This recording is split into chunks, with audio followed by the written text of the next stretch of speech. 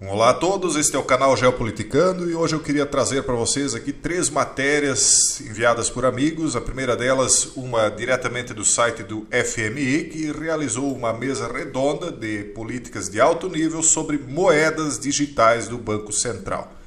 E as coisas estão indo realmente na direção daquilo que nós imaginávamos e viemos anunciando por vocês nos últimos anos. Isso aqui foi uma reunião no FMI, repetindo, acontecida agora, em junho, e foi noticiada no dia 19. Eles estão falando, então, sobre o papel do FMI em relação às moedas digitais e o papel do setor público nessa situação aí que envolve dinheiro e pagamentos. Então, aqui é uma matériazinha até bem curta e fácil de entender e bem importante para quem quer estar por dentro desses assuntos. O que ela diz aqui, eu vou ler alguns trechos e vou comentando, é que ela gostaria de começar agradecendo as autoridades por sediar a reunião, etc. Falou de Marrocos, agradeceu o governo, a hospitalidade, etc, etc. Mas o que nos interessa saber aqui é a partir disso aqui. Nossas discussões no painel de hoje foram excepcionalmente construtivas, pois nosso principal objetivo com este evento de alto nível é trazer a discussão tão importante sobre os CBDCs para a África. Os CBDCs são essas moedas digitais, né? Então eles já estão organizando isso lá na África também. Concordamos com a necessidade de continuar o diálogo sobre os CBDCs e reunir e compartilhar conhecimento e informações para o benefício de nossos países membros na África, Oriente Médio e além. E aproveitar a transição digital também é um tema-chave das reuniões anuais de 2023. Nas observações dela, ela enfatizou que os CBDCs poderiam ajudar a aumentar a inclusão, dando a mais pessoas acesso a serviços financeiros e a um custo menor. Não é que vai dar mais acesso a serviços financeiros, é que quando todo mundo for obrigado a utilizar CBDC, a pessoa vai, até o mais simples dos seres humanos vai se obrigar a ter isso, porque senão ele não vai poder comprar e nem vender. Então ele vai ter de obrigatoriamente ser inserido na tecnologia. Ele tendo um aparelho de celular que talvez até então não tinha, e muitos não têm mesmo, né? No Brasil não é tanto, tá? O Brasil até que é um país que tem bastante daquilo que eles chamam de inclusão digital, mas muitos países não têm. Nós estamos falando aqui, por exemplo, da África. E por incrível que pareça, o próprio Reino Unido tem muita gente que não tem sequer um celular, tá, pessoal? Tem muita gente no mundo ainda que não está incluso digitalmente.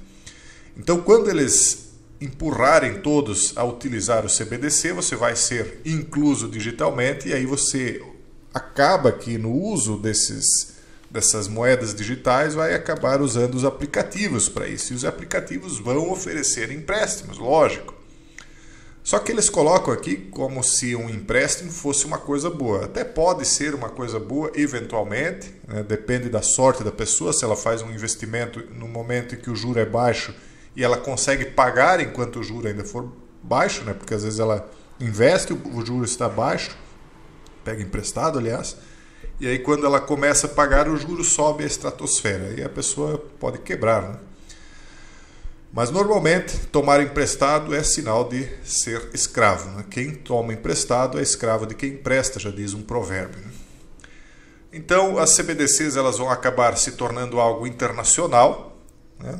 E esse é um dos medos, inclusive, das pessoas que controlam essas CBDCs, né, que você acabe buscando empréstimos da China, porque você vai poder usar um aplicativo chinês estando aqui no Brasil e não vai mais depender, talvez, de uma instituição financeira daqui. Então, isso aí tudo vai levar, né, àquilo que a gente primeiro designou como os 10 reinos, que seriam os 10 blocos econômicos, políticos e sociais que vão ter as suas moedas digitais próprias. Eles estão falando aqui em termos de África, não em termos de país. Num primeiro momento, talvez cada país faça sua moeda digital, mas eu acho que uma transição para uma moeda regional vai ser rápida. Aqui no Brasil já estão falando disso, juntar a nossa moeda com a da Argentina, e vai acontecer, tá, pessoal? Isso vai ser regional. E aí, num segundo momento, né, dessas moedas regionais, eu acredito que nós vamos ver nascer uma moeda digital única mundial, e isso vai empurrar também o mundo para um governo mundial.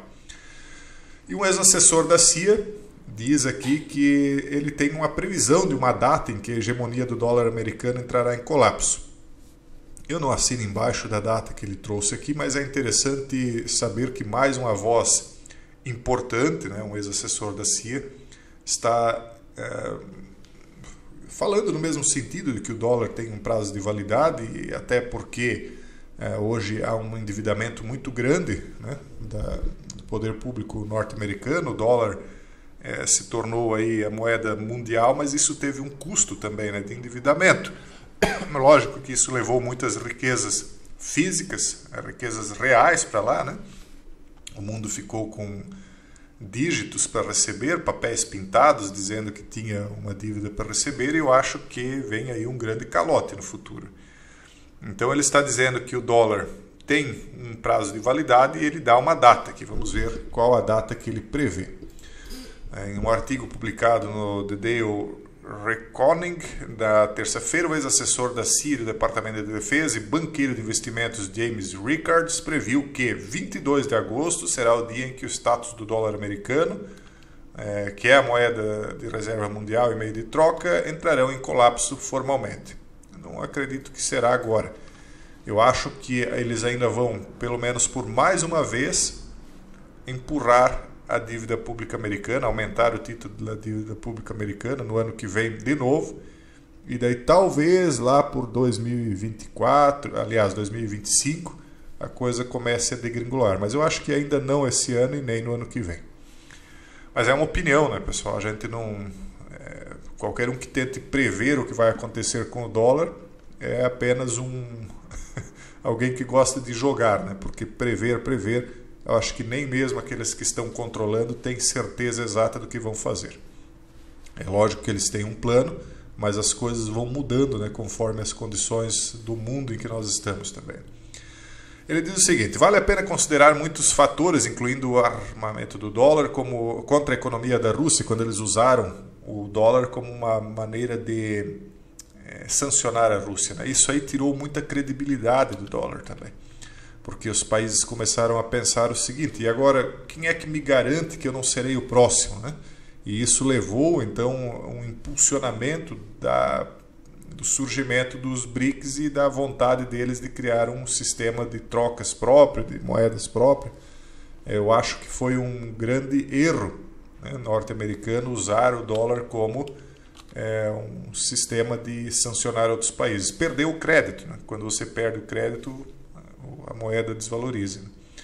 Então, a própria dívida nacional dos Estados Unidos hoje está em 31 trilhões de dólares, é impagável, e as recentes negociações por parte do grupo BRICS para criar um comércio alternativo e moeda de reserva que rivalizaria com o dólar. Então, são 3 fatores aí que ele aponta como responsáveis pelo colapso. Em 22 de agosto, cerca de 2 meses e meio a partir de hoje, ele disse: o desenvolvimento mais significativo nas finanças internacionais desde 1971 será revelado, escreve Rickards, em referência à próxima cúpula de líderes do BRICS, que revelará planos para substituir o dólar em comércio global. O que é interessante notar é que, naquele mesmo dia de 1971, 22 de agosto, que inclusive dá o analema aí, o 88, né? Também foi o dia em que os Estados Unidos abandonaram o padrão ouro. Envolve o lançamento de uma nova moeda importante que pode enfraquecer o papel do dólar nos pagamentos globais e finalmente substituir o dólar americano como principal moeda de pagamento e moeda de reserva. Isso que ele está falando agora para 22 de agosto de 2023... eu falei que era uma tendência para 22 de agosto de 2019 ou 2020. Quem me acompanha lembra quando eu falava: olha, nós estamos chegando no jubileu. Um jubileu é um prazo de 49, ou alguns interpretam como 50 anos, e a cada jubileu é feito um perdão das dívidas, né? Quem me acompanha há anos aí lembra. Então eu falava que era possível que haveria uma mudança de moedas no dia 22 de agosto de 2019 ou 2020, para completar 49 e 50 anos. Não aconteceu. Ele está apontando a mesma data, só que ele está dizendo que pode ser agora em 2023. que é uma reunião importante, uma data de reunião importante do BRICS. Então pode ser até que eu acertei o dia e o mês, mas errei o ano. Mas agora eu estou um pouquinho mais cético do que eu estava quando eu apontei as datas anteriores. A gente nunca deve fazer isso, na verdade, apontar datas, né? Mas eu acho que a coisa vai um pouquinho mais adiante. Vamos ver se ele está certo. A data está bem próxima de acontecer. E aí a gente comprova se ele acertou ou não. Eu acho que vai um pouco mais adiante antes disso acontecer. E aí ele fala de todos os países que já estão no BRICS, todos os outros que querem entrar no BRICS, né, da apreensão que os Estados Unidos e seus aliados estão agora por conta de tudo que está acontecendo. Ele fala de como os países do BRICS representam 30% da superfície mundial, com 50% da produção global de trigo e arroz e 15% das reservas de ouro do planeta, que ele é responsável por 40% da população mundial, 28% do PIB nominal e 52% medido pela fórmula PPP. Enfim, o BRICS realmente tem lá sua força, mas é algo que está apenas começando. Vamos ver o que vai se desenvolver a partir disso aí, que queira ou não queira, nascido daquela estratégia do mundo multipolar que foi formulada pelo Dugin, que é encampada aí pelo Xi Jinping, pelo Putin e outros líderes aí de países de uma política alternativa, digamos assim, né? E vamos ver o que vai acontecer. Eu acho que as coisas tendem a mudar, os próprios norte-americanos vão impor uma mudança, eles sabem que é um momento de virar uma chave, e se eles não virarem, outros vão virar, né? Mas eu acredito que eles vão, por um bom tempo, ainda manter a hegemonia deles. Uma outra situação que eu queria mostrar para vocês, eu até publiquei para vocês lá no canal Revelar do Telegram, né? Sobre como a Apple e o Google podem ajudar governos a confiscar criptomoedas, segundo um ex-diretor da Coinbase. Ele especulou sobre possíveis ações que governos desesperados, ele diz, né, poderiam tomar. Em vez de confiar em ataques tradicionais, como o ataque de 51% por meio de mineração, ele sugeriu que o governo poderia tentar coagir empresas de tecnologia como Apple e Google a fornecerem acesso às chaves privadas armazenadas em seus servidores, dispositivos e navegadores. E quem é que duvida que eles farão isso, pessoal? Se nem a liberdade de expressão você já tem garantida, não tem mais, não existe mais isso. Se você não tem mais direito à privacidade, né, se eles podem invadir o seu celular, pegar tudo que você tem aí dentro, se tudo aquilo que foi colocado num discurso aí ao longo dos anos de direitos humanos e tal, isso aí tudo está sendo jogado na lata do lixo. Vocês acham que haverá garantias de que as senhas, enfim, todas essas proteções aí que supostamente estariam em torno das criptomoedas guardadas nos servidores da nuvem, isso aí seria garantia?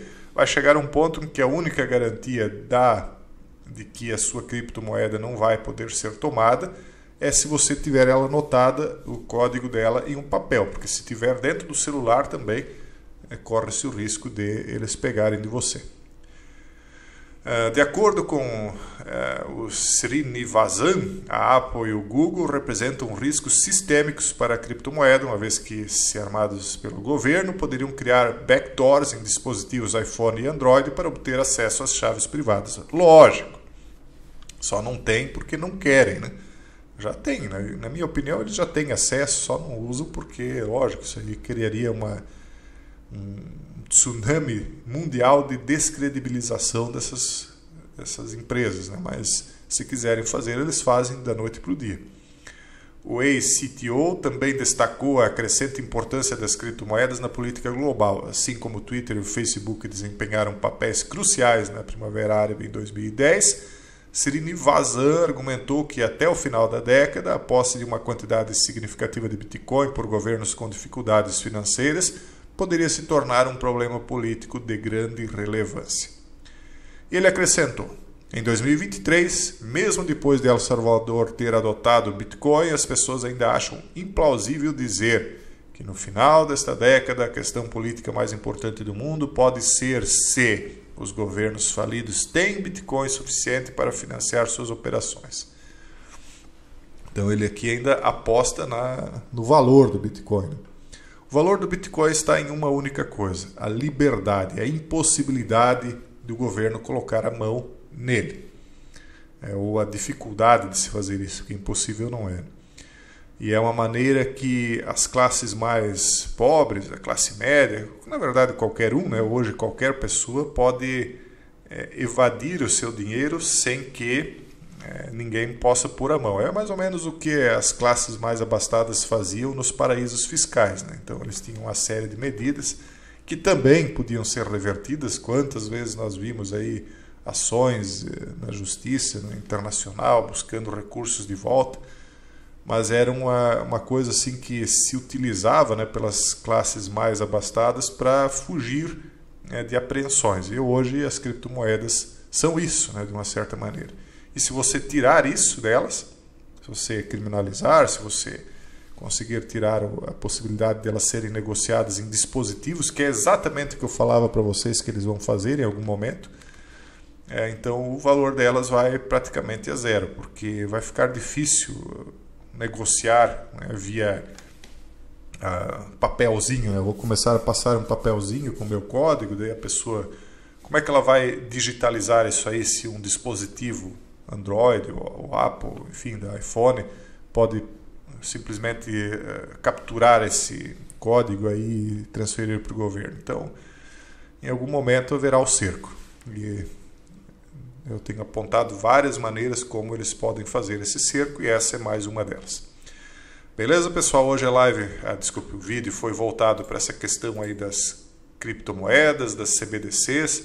É para esse rumo aí que o mundo vai. Eles vão nos cercar digitalmente. Nós estamos indo para uma grande prisão digital, primeiro das nossas finanças e depois das pessoas que ficarem muito apegadas às suas finanças, porque se ficarem, vão ficar elas próprias também amarradas digitalmente. Esse é o vídeo de hoje, um forte abraço a todos e até o próximo vídeo, se Deus quiser.